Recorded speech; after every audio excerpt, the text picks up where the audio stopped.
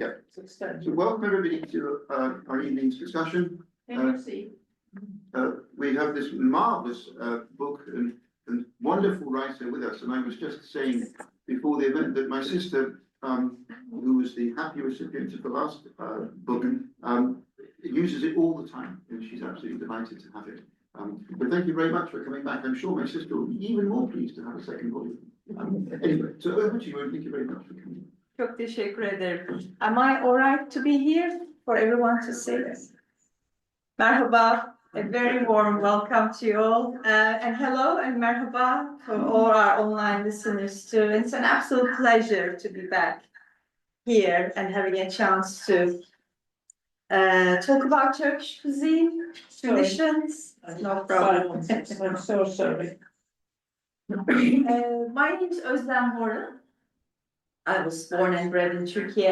I lived there for 30 years. I'm a very proud Turk.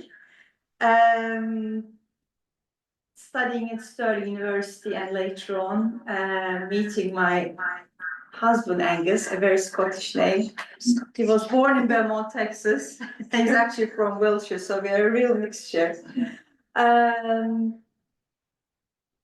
And moving to the UK later on after a 6-year long distance courtship, because I had to go back to Istanbul.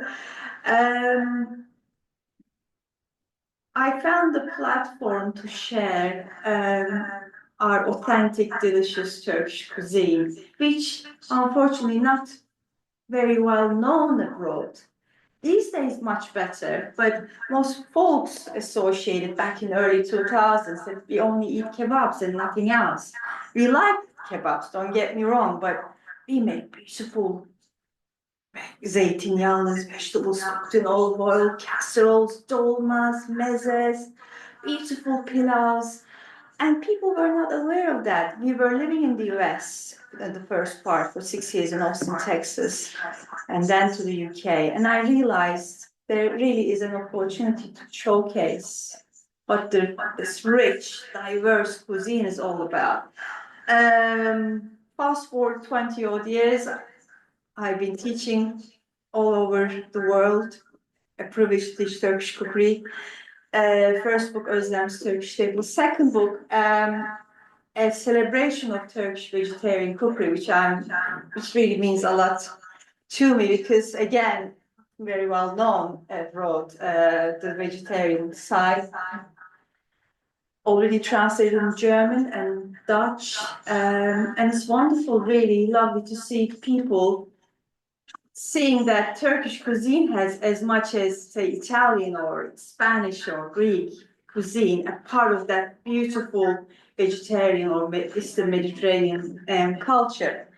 And here I'd love to talk more about Turkish cuisine as well as traditions and vegetarian side of it. So hopefully I'll manage which button. So going back to my southern Turkish roots. If you've been to my previous presentation, lütfen buyurun, hoş geldiniz. I'm from Antakya, southern part of Turkey, 5 generations. My grandpa, buyurun lütfen, no problem at all. My grandfather, or Supi, as well as my uncle Shakir, they were both prominent merchants. They would trade dried and fresh produce with Aleppo, as well as within Hatay province. This was our family home, 450-year-old stone home in ancient Antioch. Very happy memories there. There was a beautiful marble table in the middle with all the pomegranate trees and olive trees and mulberry trees, all surrounded. Real hype, real like open door policy, folks come and go, exchange ingredients, stories. Grandpa would come with cases of aubergines and figs and from his, market visits, and they would be all distributed to family and friends. A big part of life food is at that part of the world. My nani, Nazime, Mam Gülçin, they would prepare toppings from flatbreads and we would take it to the bakery. I'll talk about that the sustainability part of Turkish cuisine, because their bakeries are really community owned. Unfortunately, a devastating earthquake happened, you may know, a few years ago. It broke our hearts, and we actually donated the house to the municipality because there was an arts and crafts center, a beautiful place. We are hoping to restore, but it looks a bit unlikely. A big devastating earthquake. We did so much funding and still do. Proceeds of my books in all Turkish sales go directly to Antakya to support that part of the world. But Antakyalı folk are very passionate. Food culture is a big part of their life. As a matter of fact, one of the very first places that started functioning was again fırın, bakeries, because that's the community how people would gather, exchange ideas, exchange utensils and ingredients, and they needed that to carry on. And happy to say the Uzun Çarşı started to function again, and things are on the mend, but it's a very fragile part of the world, and we need to remember. My dear belated mom Gülçin, a very busy science teacher. She always had time to cook, always had time to share and teach. Everything is repurposed. There's a lot of book recipes in the book where we repurpose the leftovers, and because it's a no waste kitchen after all. This is an Istanbul Culinary Institute, of course, making künefe, Antakya's künefe, but that passion for sharing is, I think, came from the family, and it's been a privilege to teach Turkish cookery all around the world, from Amman to UK, US to Europe. I think Malaysia and Australia coming up next year. It is a wonderful cuisine. It is an incredibly rich cuisine, really based on thousands of years of heritage. We Turks are nomads. We're in Central Asia. We moved westwards from 4th to 6th century onwards. There is a beautiful podcast called Empire, if you've listened to it. It's brilliant. The Ottoman section is really fantastic. Highly recommend that. But when they were in Central Asia, their diet was based mostly on kebabs, meat. The use of yufka dates back to that time. Mantu, we call mantu. Our Korean friends and the Mongolian friends call it mantu, the same thing, dumplings. So we took our version of dumplings, and that's one of the most popular dishes now in Turkey. As they moved westwards, they had so many culinary influences from the Arabs, the Persians, and all that.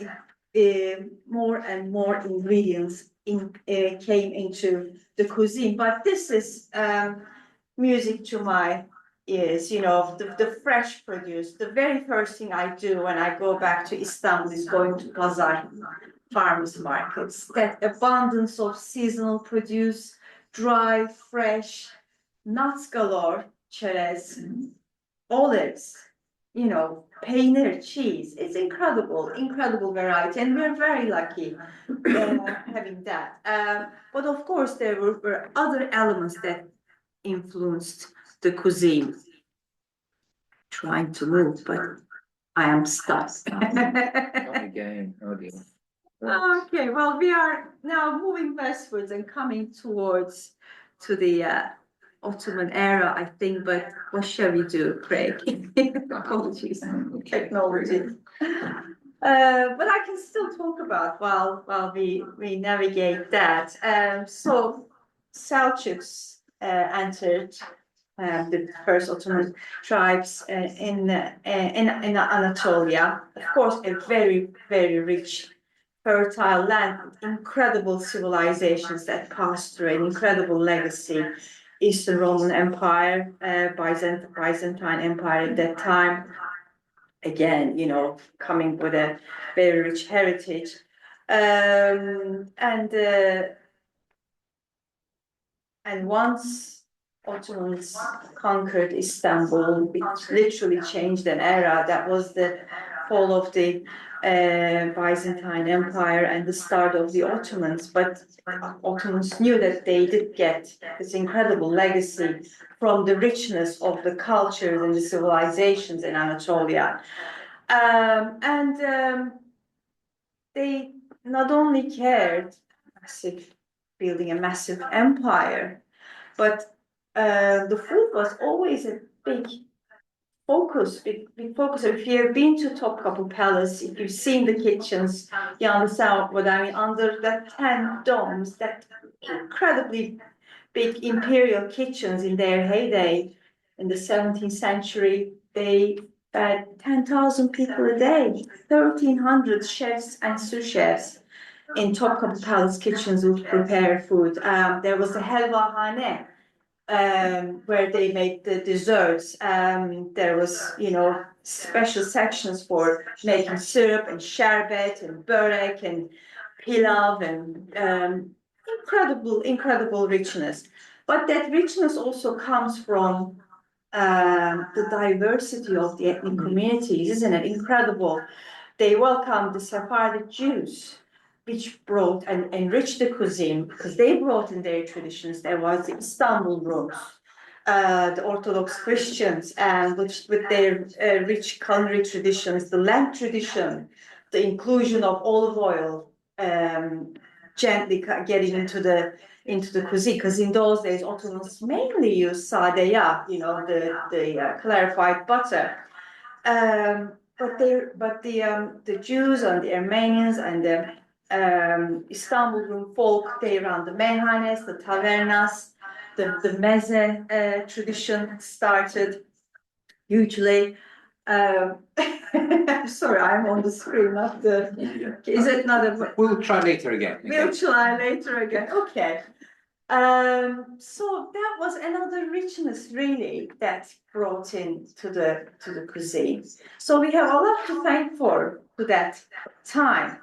And then with the Republic, Turkish Republic being formed, we took all that legacy, but then there were so many influences within Anatolia too. Istanbul being the incredible metropole, always got migration, internal migration too. So today you would have the very best of baklava, kebabs, as well as regional specialities in Istanbul, thanks to that incredible diversity.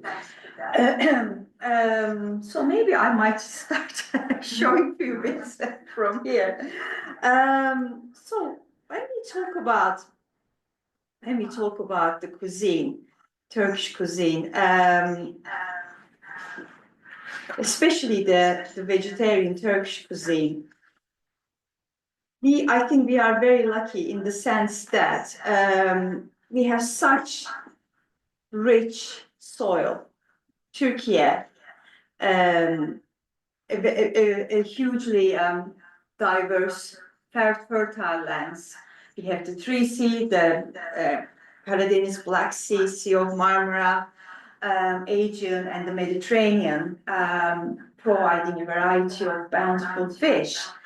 Climate-wise, when you look to the regional cuisine, when you go to Black Sea region, for the research for Sebze, I had a really fascinating time in Black Sea region. I mean, it's the land of colibris, the corn, the tea plantations, isn't it? Hazelnuts, beautiful butter, anchovies, hamsi anchovies, and almost everything, isn't it? Even in their colonia, there's hamsi. So that's an incredible part of Turkey. Go to the southern part of Turkey as well as the heartland, Anatolia. It's where the hearty, nourishing food. That's the tanduris, that's the kebabs, that's the mutton, flatbreads, pides. In southern Turkey, we can talk about spicy food. Gaziantep, land of baklava, the emerald green pistachios, fıstık. It's incredible, isn't it? I don't know what you do. As soon as I'm in Istanbul, I need to get a bag a luggage full of nuts, cherries we eat every day, as well as the Turkish delight and the dried vegetables and all that. We talked about the sustainability and the zero waste section of Turkish cuisine. There was a lovely chart that showed the dried aubergines in that, but Craig, can we not manage to do that? You can try again. Maybe if we do that, we'll do. But I mean, I'll show you our colorful markers. So, isn't it just so beautiful and so inspiring? I keep on saying to folks who come to my cookery classes, no one really goes to Pazar or farmers market with a. I mean, they would have a shopping list, don't get me wrong. They wouldn't go like, I'm going to ıspanaklı yemek today, or these are the ingredients I'll get. No. They will go to the market and they'll see what is available. The market dictates what you'll be cooking that day. And I love that. It is so in season, so in tune, and as well as fresh, and as well as no one buys a little bag of parsley, big bunches of parsley. It was a real pleasure to do some shooting for Sebze in Antakya. Unfortunately, we couldn't go to the city because huge devastation. But we went to, this is my dear Şefika teyze. Şefika teyze and cousins came from different parts of Turkey because they had to leave Antakya, leaving, losing their home and whatnot. But for 2 days, we cooked together, made the kısır, we made the dolmas, we made the flatbreads together, and it was a real connection, a real togetherness, which was wonderful. Oh, that's lovely. Thank you. Up or down that way. Perfect. Lovely. We talked about that. It says unstable, let's see. Okay. Lovely. Indeed. So this is the entrance of Mısır Çarşısı, Egyptian market. And it really is that always inspires with all this hustle and bustle, and really says Turkey really is a building bridge, cultural bridge connecting Europe and Asia, and still today, nomadic culture, Ottoman culture, and moving on. And it is a very healthy, because we were chatting with the influence of the healthy eating trend today. And now, again, with Sebze, I love Turkish cuisine, have a slice of that. Because what we do is really, we do use spices, but never overpower. It's always gently flavoring, adding a little bit. But the main idea is really for you to enjoy that patlıcan or aubergine, whatever vegetable or meat you're talking about. So here are a few spices there. The very middle one is sumac, that tangy, citrusy spice. Have you used that? It is wonderful on salads, piyaz salad. It is wonderful rubbed on fish. You can use sumac as if you're using lemon juice. It's so good. So we have pul biber. The other name is Aleppo pepper. It has this lovely mild heat. It's never, oh gosh, it's too spicy. Whereas its cousin, isot, Urfa pepper, has more smoky burgundy color. For instance, this is chilber, Turkish eggs with garlic yogurt. So we will prepare a little pul biber infused olive oil and drizzle over the egg, one of the uses of that. Nane, kuru nane, dried mint.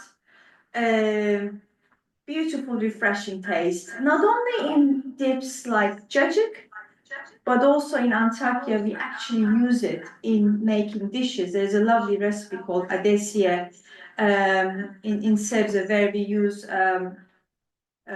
combined chickpeas, pumpkin, pomegranate molasses, dried mint. That really elevates, adds another layer of freshness. Zahter, two things. One of them is that wild herb, thyme, crossed with thyme and marjoram. The other one is the blend of zahter. Waitrose actually has that in small pots.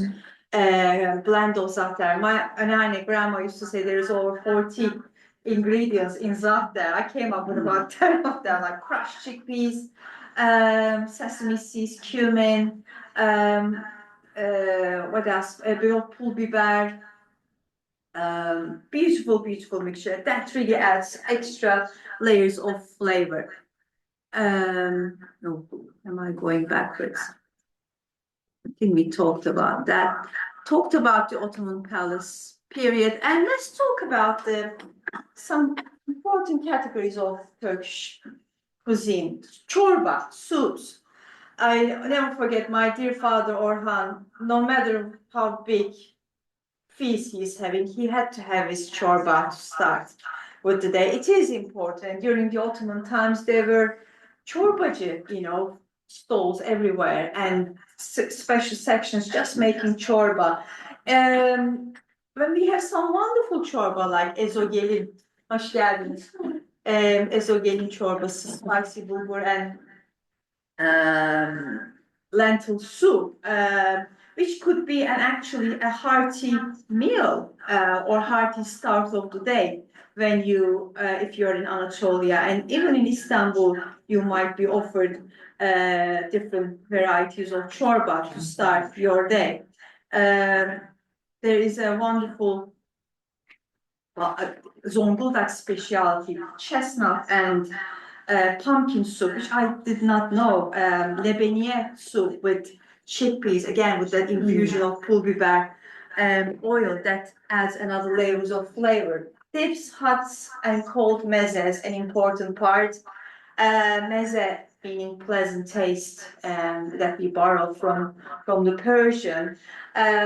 You will not only enjoy in our meyhanes, but also our kebab houses too.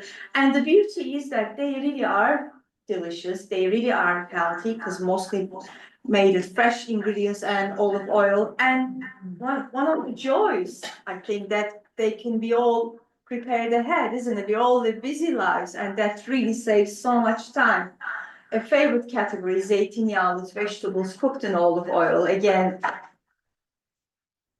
beautiful, beautiful, isn't it? I mean, we associate that mostly for summertime, which makes sense. It's because it's hot and you would enjoy it when in the hot days. But I cook zeytinyağlı. I mean, this is layers of potatoes, olives, and tomatoes, patates pastası from which region? From Sahra Hanım's contribution to the book. So many beautiful vegetarian and traditionally, naturally plant-based dishes. It is again a huge trend, isn't it? And our cuisine really showcases that. Turkish breakfast, another kahvaltı, I think my favorite part of the meal. I don't know what you feel about it. I'll come back to that in a few charts. Bulgur, rice, legumes, big part of the cuisine. Bulgur, especially in the southern part of Turkey. And chickpeas and lentils are used so widely. As a matter of fact, you'll see in the coming charts that we make a lovely spiced chickpea mantı. I think Efes restaurant is preparing us today. Fish and seafood, no doubt, surrounded by 3 seas. We have this abundance of seafood and fish. Cakes and desserts are an important section. My dear brother-in-law Mehmet never think he had the meal if he didn't have the tatlı dessert. So he would choose his dessert and would move backwards if he is dining outside. It could be milk paste like our fırın sütlaç. It could be fruit-based like our pumpkin dessert or poached apricot desserts tonight dish from the book that we'll be having. Or it could be pastry and syrup based. It could be a baklava or şekerpare, something that involves including syrup in it. And drinks, of course. There's the ayran and the sherbet, of course, boza dating back to Ottoman times. Liqueurs, beautiful liqueurs with the minorities inclusion to the cuisine. Chai, Turkish tea, most probably the nation's mostly consumed drink, but Türk kahvesi, Turkish coffee deserves a separate section again, thanks to the Ottoman period that now all over the Balkans, Eastern Europe, big chunks of the Arabic countries enjoy it in a different variety of ways. Turkish cuisine is in line with food trends, something I really try to champion. It is seasonal. We are very lucky that we have 4 seasons, and we have majority of wonderful produce, except the really exotic ones. It's accessible. You can find most of the ingredients everywhere. When I started living abroad back in early 2000s, we couldn't get bulgur or pomegranate molasses. We had to go to a specialty shop for that. These days, we can get all those. Every supermarket almost have their own brand, isn't it, with this? So that makes a cook's life much more easier and sustainable and zero waste, which I'll come with the next chart. But you'll see that dried patlıcan aubergine there. So that's a really good example of how we use vegetables without wasting in so many variety of ways. There must be over 200 recipes just showcasing patlıcan aubergines. And when they are in abundance in southern Turkey, we dry them. We put them on a string and hang outside village homes. And once they are dry, you could use them as you are using dried mushrooms. You just need to blanch in boiling water for a minute or two just to soften it. Then we will stuff them with aromatic rice, sometimes meat. And it's a beautiful way to use it when they are out of season. And zero waste. We really practice zero waste for years and years and years. Bread is never wasted. It always ends up in a papara with some kind of meat sauce. There is a otlu börek in Sebze where mom used to make it using leftover yufka. If you have leftover yufka, that ends up in that lovely börek, which is cooked on a stove rather than turning your oven on. Hopefully I'll show you in, that's otlu tava böreği, this one. And again, you could use variety of fillings in there. And when the vegetables are in abundance, we turn them into paste, like domates salçası, tomato paste, pepper paste, or we could use them in pickling. There's over 200 varieties of pickles. Turşu in Turkey, from aubergines, courgettes, green tomatoes. There's the stuffed baby aubergines with peppers and cabbage there, which is a real specialty. So that generosity and repurposing is really a big part of life. And as for sustainability, I think our forums are a really important example. So this is in Antakya, just before the earthquake. I was lucky enough to be there. Yilmaz Bakery with lovely folks from Meriç Olive Farm. So these lovely folks not only bake your daily bread, but the community. I remember my anneanne would prepare dolmas, and we would take the dolmas to be baked. Casseroles, you take it to the bakery to be baked. Katıklı ekmek, so we would prepare the topping of the katıklı ekmek and take it to the bakery, and they would bake it for you. A real sense of community and togetherness. And as I said, right after the earthquake, one of the very places started functioning was bakeries. That was essential to bring the community together, they exchange ingredients. One of them give the other one a pepper, the other one give, oh, I have a pepper, you give me an aubergine. They would bake pide, and some of them might go to the other house. It is a really big part of the culture. And of course, no one's turned their oven on, and they're using bakeries in a sustainable way, and still is. Southern Turkey, it acts this way. Another Norway's tradition, making sarma dolma. So this is lahana sarması from Sebze.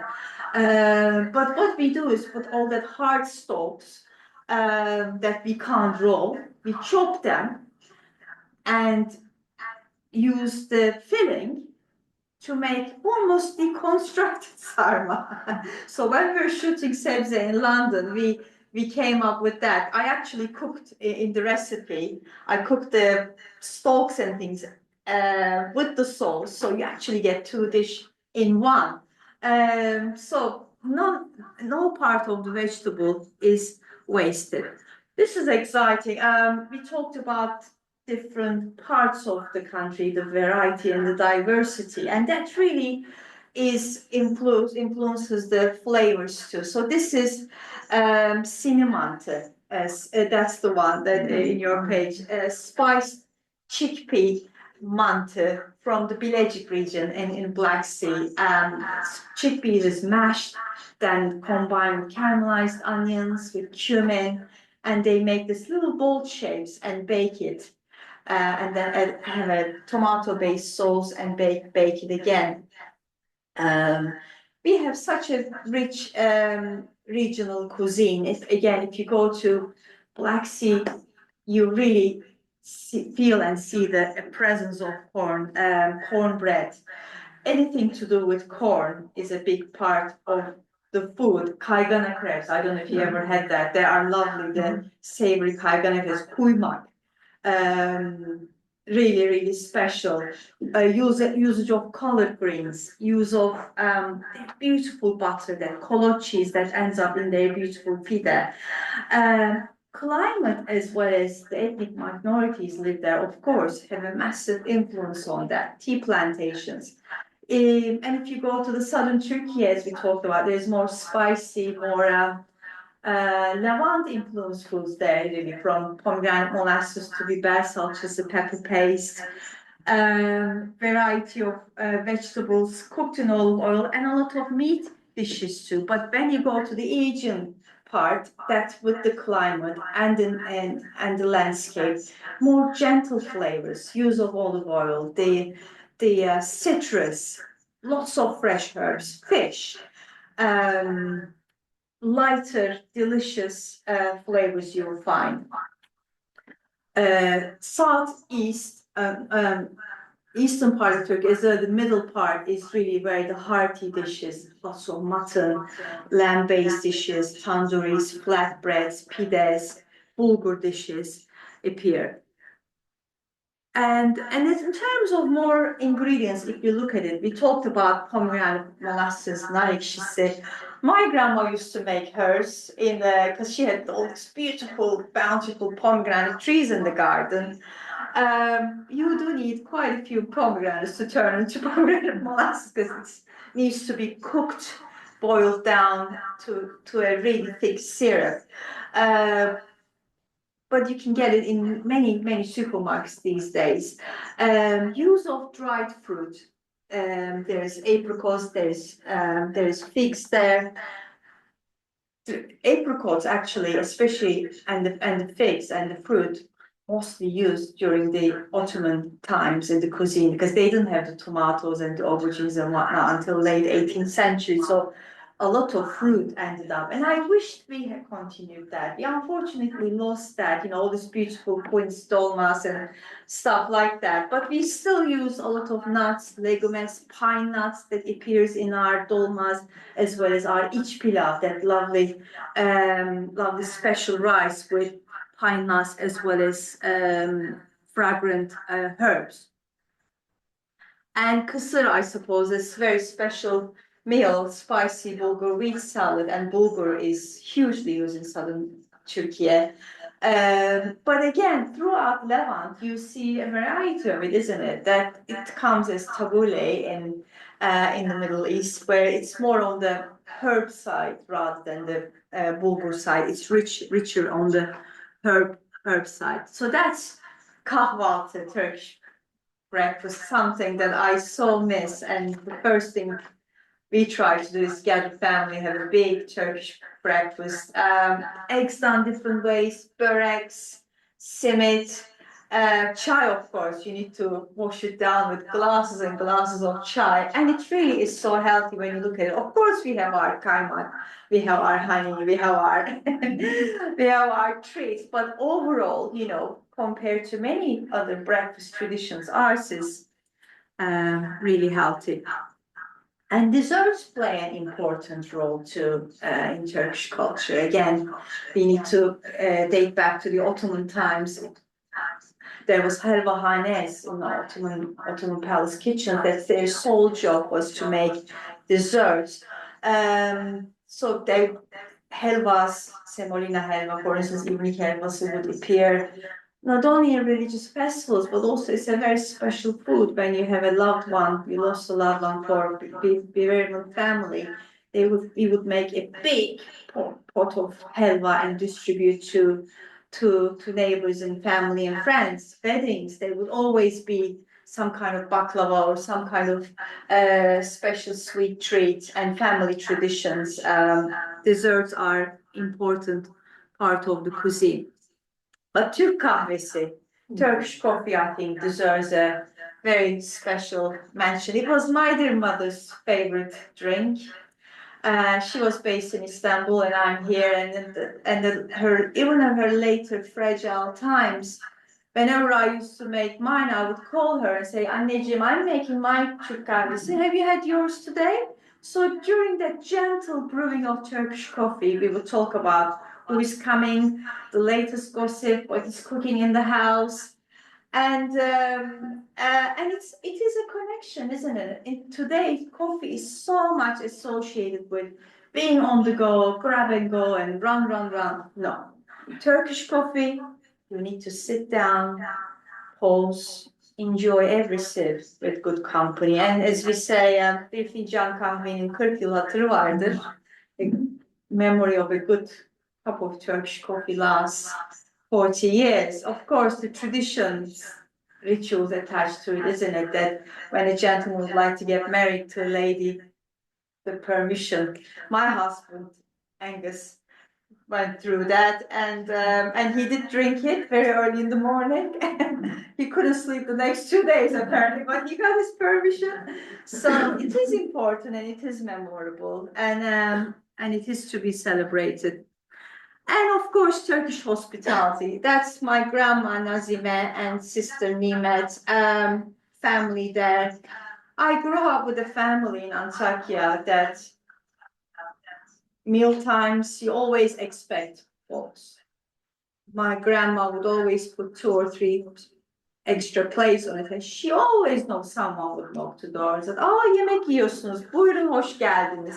Haydi hep birlikte yiyelim." We always think, food tastes better when it's shared, and I'm glad we're still hold on to that. It's an absolute pleasure to teach Turkish cookery. This is Central Market in Austin Cookery School that I've been teaching for 5 years. I still go back and teach every 5 days. I mean, every 2 years. They would wear the dried aubergine as necklace and dried okra. And it's just so lovely to see everyone's real interest and a passion. And I need to thank to all the Dizzies, I suppose, the Turkish series that they show all sorts of Turkish food. But thank you very much to you all for joining me today, and Craig for initiating and organizing, and really help promote Turkish cuisine and food. We all have a little job to do here, but together, I think we can do it, and it's a real pleasure to talk to you. Çok teşekkür ederim.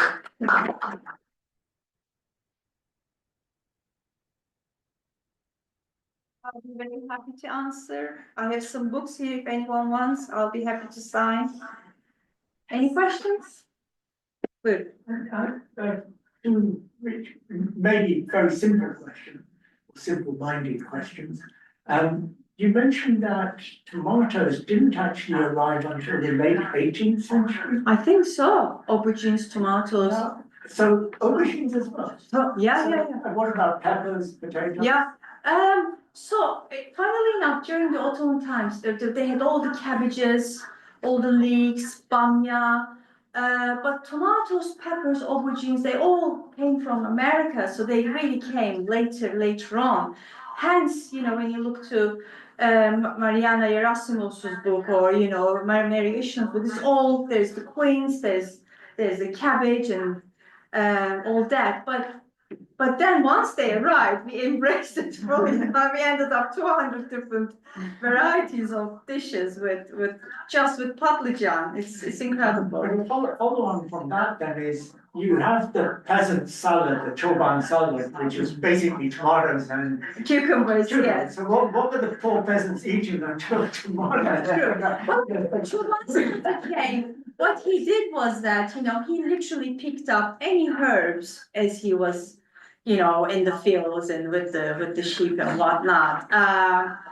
Yeah, you're right. So these are really choban salata and all that, all really and newer editions, I suppose. Once we got the crop, we embraced it fully. As a matter of fact, it's fascinating. There is this orchards, Bostan by the Yedikule and a few other places from dating back to Byzantium.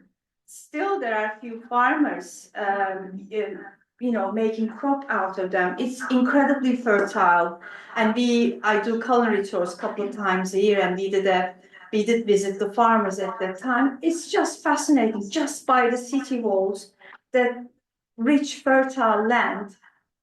Hopefully they'll still be there because they had to be protected.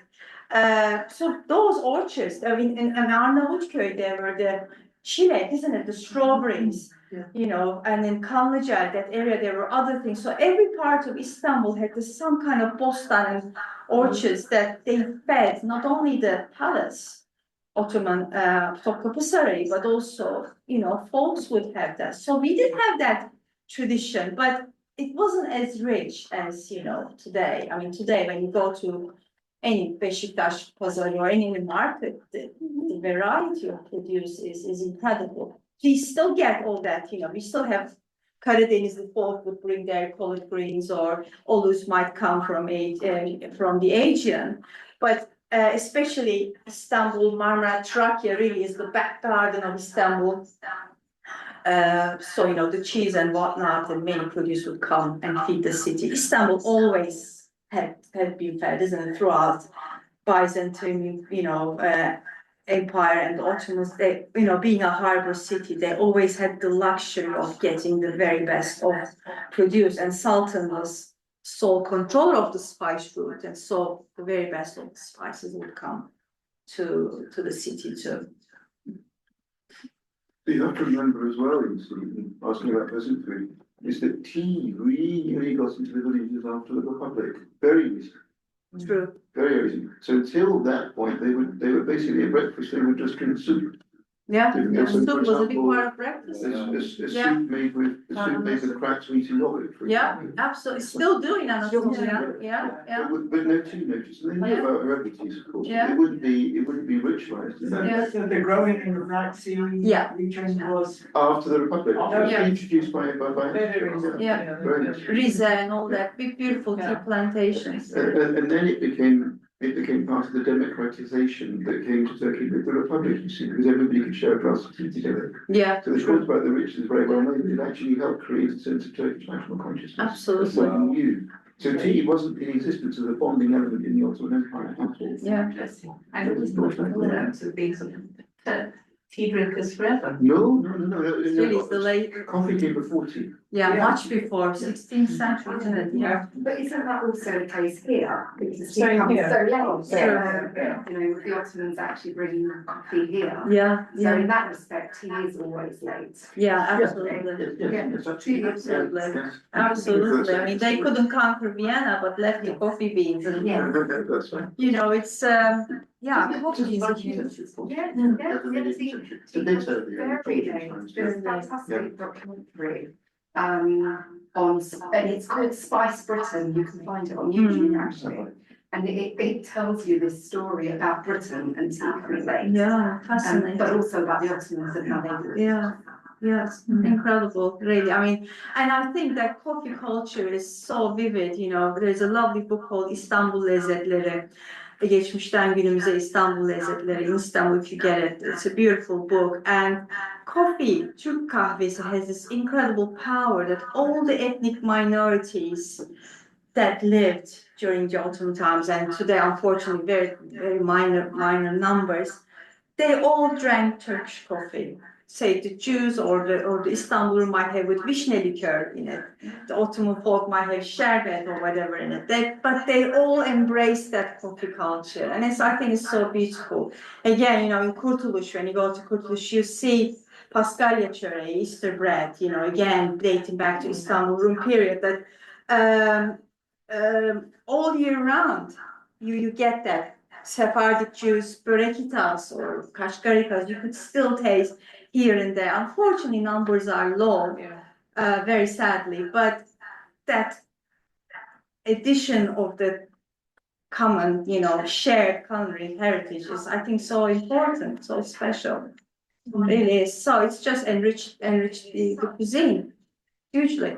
So when did when did coffee arrive in Turkey? Well, it came with the Ottomans since the 16th century, as far as I remember. Yeah. Yemen, through Yemen. Yeah. And Ottomans were so passionate. I mean, the coffee, all the tepsi and procession would be carried wherever the Sultan is there. He had to have his coffee and whatnot. And yeah, it is a beautiful, beautiful tradition, and it's fascinating. In London, I see so many Turkish delight and Turkish coffee chains and things like that. Again, I'm going back to those dizzy people watching all that. Kahve dünyası değil mi? And of course, all the Middle Eastern folk also drink all the Levant. And also Balkan, all through the Balkans, it's a very significant drink too. We always have a little war with my Greek friends, and I love them dearly. And they're one of my best friends. But was always the Greek coffee or Turkish coffee? It's a little banter, isn't it? Yeah. You are from Antakya, which was governed by the French for about Indeed, 20 years between the indeed. wars. Does Antakya cuisine or Hatay cuisine retain aspects of particularly French cooking? Very good question. I actually remember my Anneanne grandma speaking fluent French, Arabic, Turkish, because of all that, invasions and influences and whatnot. Not a terrible, influence of French, to be honest, but there is. Antakya is a very diverse land. There's the Jews, there's the Christians, there's the Armenians, there's the so with that, variety of food came in that. But unfortunately, I don't recall a particular French influence. When you look at the Ottoman palace kitchens, of course, there's the hünkâr beğendi with the inclusion of smoked aubergine into the bechamel sauce, thanks to the entertaining Emperor Eugene. And so there's a legend says it's not much of a real, confirmation of such stories, but there is that influence for it in the palace, because of course, Ottomans towards later stages, they were fascinated and they wanted everything that's done through a French way. But in Antakya, I think they were quite happy or quite attached, shall we say, their Levantine. Being by the Syrian border is a massive influence the cuisine. But what about when French patisseries came into the Ottoman Empire? It's always something I find fascinating. Do you think it was a 19th century movement via Istanbul, or do you think just maybe they crept in via Antakya? But I don't see the invading French army setting up patisseries in No, Antakya. it's really the 19th century expats, and also all the White Russians came. They were escaping the Bolshevik Revolution. Balkan folk, especially the Albanians and Yugoslav, they brought in all that patisserie to adopt that baylan and inci and those beautiful patisseries in Istanbul, Pera. Also, yash pastaları, you see, above all, the cakes made with creams and bananas and that kind of thing. Yeah.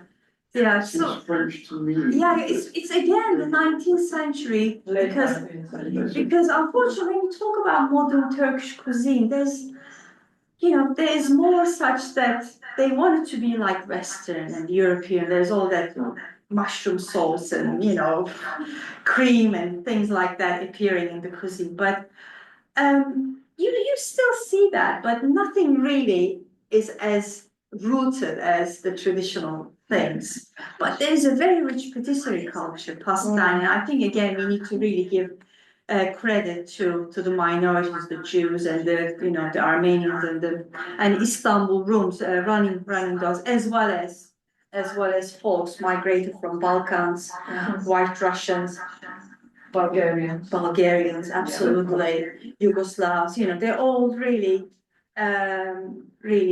helped to form that. And, in every neighborhood there's beautiful pastine patisseries, isn't it? They're gorgeous cakes. But isn't one of the, I don't know if this is right, but I remember going to a very interesting talk at Pera Museum. Because at the end of the 19th century, there was a huge sort of, almost a famine in the Black Sea. And a lot of people went to Russia. And they went, and like a lot of migrants, where they worked in the restaurants and things. And they learned about all the Russian court loved cream cakes. Absolutely. And eventually they got thrown back to Turkey basically, and they went to Istanbul and they started all these amazing cake shops and things. So it was very much a Russian influence by the Black Sea.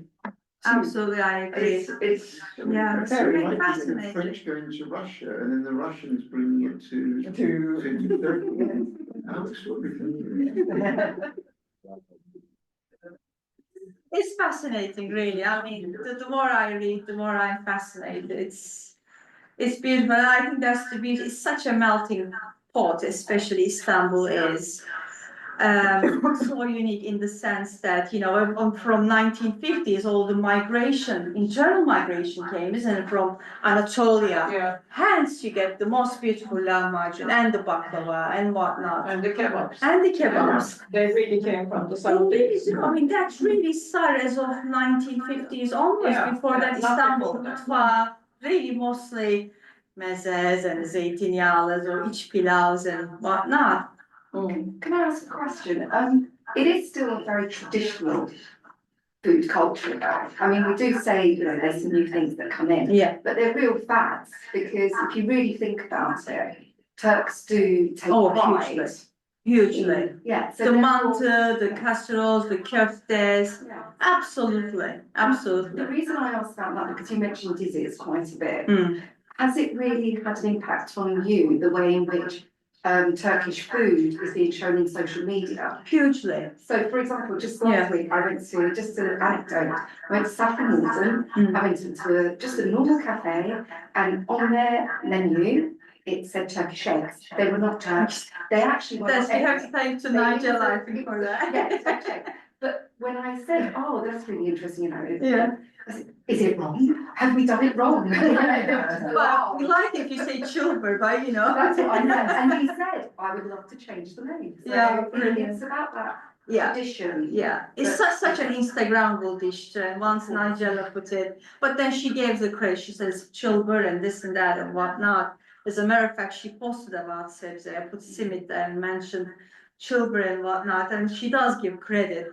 But I think yes, hugely. And again, I don't really watch TV, and I don't know what this is showing, but I presume traditional, like most probably yer sofrası and flatbreads and böreks and dolmas and casseroles, and we are very traditional. I love our esnaf lokantası, our tradesmen restaurants in Turkey, where we get beautiful, decent home cooked meals, fresh. It's fresh. You pick up your plate and you just show, I would like that salad, that meze, that dolma. Thank you very much, and you enjoy it. And I think it's beautiful. That's our slow cooked fast food.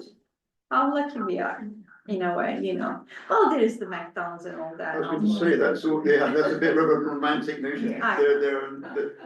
They were there and there's wonderful, not just that kind of restaurant, but the kind of restaurant that would just teach traditional Turkish so-called wet food, those traditional Anatolian places. They've nearly all gone because it's so labour intensive. It's And true. so- I mean, Chia does that beautifully as a regional Few, sense. but I mean, Yeah, You know, very until the 1980s, every roast on Yeah. had them. Yeah. Absolutely, Yeah, standard you're with 30 right. different dishes. Well, Yeah. where are you going to find now the 20 or 30 labourers you need in the back to do all that? Yeah, you're right, you're right. I am hopeful, I mean, again, the new generation are interested in food, real food. My son Mark Can is a university student. He snaps for anne bak gözleme yaptım. Sen mi gözleme? And this is actually remind me, anneanne making it to us. So making that connection is so precious because, he may not speak language fully, day-to-day language, hiç problem yok. But the food, gathering, getting together, it's all so vivid. And I think food has this incredible power, really. But especially second, there's so many Turks now living in London, isn't it? The new generation. Their children are growing. I tell them, please keep on cooking, that's your language. That's how you're going to connect your child. Because they won't have the memory with Anna. Maybe Anna comes and makes böreks, they will. But that's a real opportunity there just to grab them and make that connection. And food has that power. Really does. Sorry, did I talk too much? Maybe a last question for a speaker? Online as well, it could be. Yes, sure. A last question, please, and then we'll back up if there is one.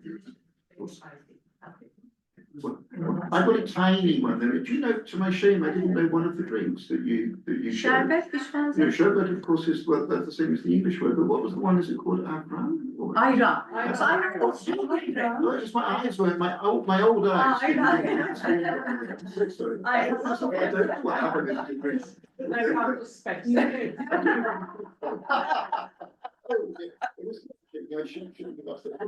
I'll get some So spectacles. before we finish, there's two questions on the chat, and one is talk about the menu at the restaurant that people who can't join. So maybe you can talk about Yes, the menu.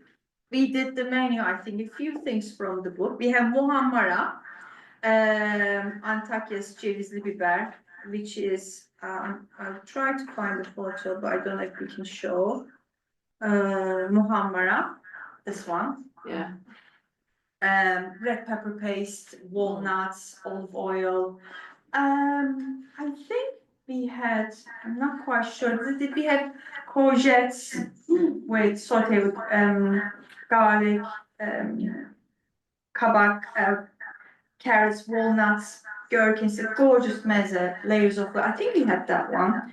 Did we do a börek? I can't remember.